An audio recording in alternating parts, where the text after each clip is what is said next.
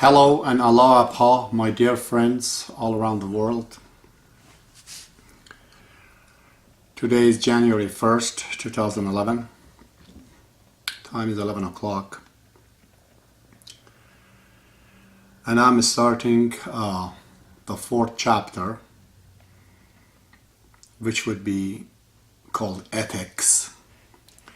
We did talk about instinctive desires that lead into the moods, which is the second chapter, and the moods that can create habits in people.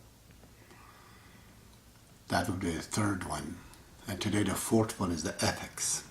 I've seen and noticed in myself and others in the course of time that habits that we develop, sometimes even involuntarily, they end up becoming a selected, chosen by us sometimes, and they become the ethics that we carry on in our life. In my definition of ethics, which is the knowledge of the moral values, principles, carried by one person or by many of the similars that can become a nation. Ethics are those framework, like road, like maps, like a house, virtual, that we live by it, we live in it. It's we have constructed ourselves. And you have seen this kind of ethical values in many, many different nations. I mentioned a few of them. That, sounds sometimes strange to different cultures. For example, ancient Japanese, among other nations, especially the warriors, samurais, if they would fail, they would commit suicide. This is a principle, this is their ethics. They think this is correct according to them. I should not live in a shameful life. There's no lesson to be taken by the failures. They would just kill themselves. Or in the same country, I haven't seen personally, but I've heard and I know for certain this is true, that women during their period, they actually go to these particular houses. Would be an ethical prostitution house, if you would like to know. And they themselves would choose a woman for their husband during the period times.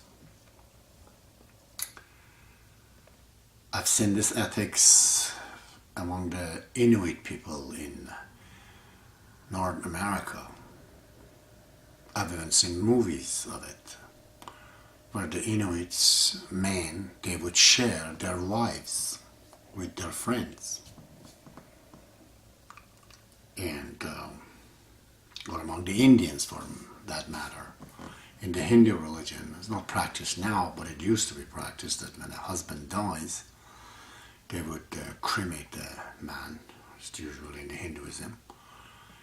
And the woman had to be burned alongside. She had to die because the husband died.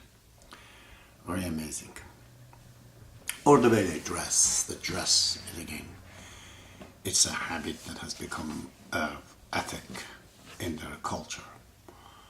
Women, they wear saris in which they cannot show their ankles and their leg, but half their belly, even their belly button, can be shown according to them. This is ethical and they live by it. So, essentially, ethics or principles are not necessarily initiated or initiated or set up by the religions or the prophets of God. Maybe in the past, but it is something, tradition and custom that people, they pick it up. For example, among the Muslims of the world, they're different Muslim with different way of dressing, their clothes, the color of their clothes. It's not definitely an Islamic thing. It's just something they adhere to it and they picked it up as their principles.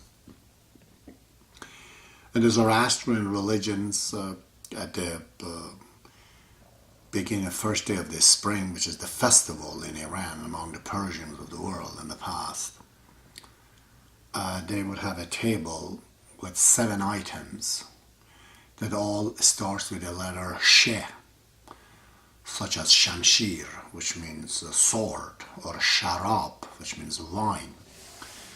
The same custom carried when they became Muslims, but it changed from 7 items beginning with She into the 7 items which carry even right now. These items they start with a letter S. So in the tradition of Iranian celebration of the New Year, on their table there are 7 items which all start with the letter S, like Sib, which is apple, or Serke, which means vinegar. So, but the same which is now carried by the Iranians, they may not be carried by the other Muslims in other countries. So if they're Turkish or they're Afghans or they're Indians, Iranians or Arabs or Africans, based on their nation and their traditions, they have picked up certain habitual act as the principles of their living and identifying their nations with it. These things have not been initiated fundamentally. No one knows when these things coming from. So they have not been initiated to have a purpose more than identifying an individual or a nation. It's not something as a result of these principles one can become a spiritual, not necessarily. It's just people do this. Essentially, it's not scientifically useful to carry these things. Still coming here, we call them custom, we respect that, it's fine. And so they are the result of essentially the habits that nations take it, and they call it the ethics or the principles or what they live with it. But when we look at individually or nationally, there are many of these principles and ethical values. They represent humanity and even some spiritual values. But essentially, because many ethics that carried today, especially in North America, they're the principles and ethics of the good people, but they're atheists. They don't even believe in God, really. So carrying out these principles and attitude, it's not really helping them any spiritual values to result out of it. I'm looking at my notes. Such ethics and principles, definitely they are in there, all the religions of God as well, that identifies the nations. But there's an underlying purpose for it. It's not just because it's been done. It was a reason. One of them, I brought that for you in Islam, that it's just a tradition. It used to be that for the Christians and the Jews to pray towards the Holy Land, and Muhammad changed that, and on the prayer he turned his face towards Mecca. This was to identify his independence, the independence of Islam from other religion, so his followers not to fall into the trap of the previous religious people, and Islam gets diverted. So there is a purpose for changing that Qibla or point of adorations from Holy Land to Mecca. So, but usually a person who carries ethics and has these principles likes to be recognized and appreciated. I mean, they hear the word thank you, gratitude, To them, that's it. They say it worth a million. It seems that there is a part of ego in us.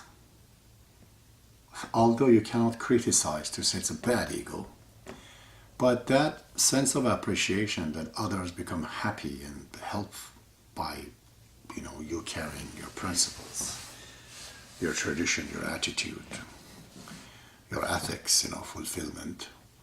And it's just the word thank you is often good enough. Such as Bill Gates, every time he receives this, and he's totally gratified with it.